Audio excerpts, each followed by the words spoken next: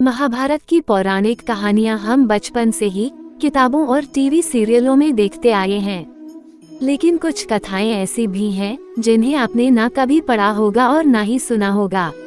ये कथाएं अपने आप में अद्भुत हैं। आज इस पौराणिक कथा में हम आपको सुनाएंगे एक कहानी जब हनुमान जी ने भीम को अपने शरीर के 3 बाल दिए। जानिए क्यों। पांडवों ने श्री कृष्ण की मदद से कौरवों पर विजय प्राप्त कर ली थी। अब हस्तिनापुर का राज्य पांडवों के अधीन था। धर्मराज युधिष्ठिर राजा बने थे। न्याय और धर्म की प्रतिमूर्ति महाराज युधिष्ठिर के राज्य में सब कुशल मंगल था। समस्त हस्तिनापुर आनंदमय जीवन व्यतीत कर रहा था।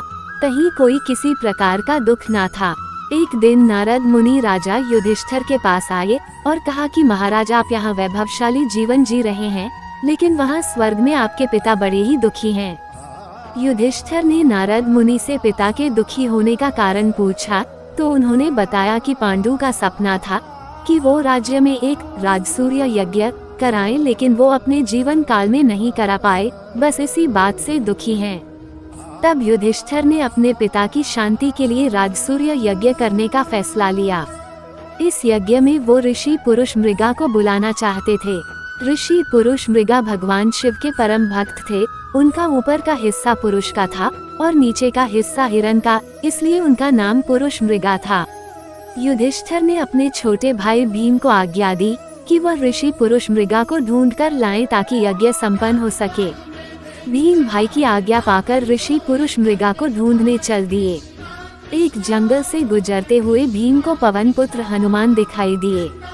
चूंकि भीम भी पवन के पुत्र थे तो इस नाते हनुमान और भीम दोनों भाई हुए।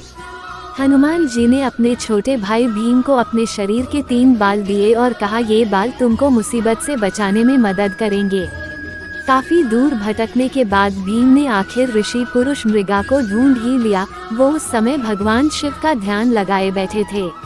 भीम ने जब उन्हें राजसूय यज्ञ में चलने की बात कही तो वो तैयार हो गए, लेकिन उन्होंने भीम में सामने एक शर्त रखी। शर्त ये थी कि भीम को हस्तिनापुर ऋषि पुरुष मृगा से पहले पहुंचना था।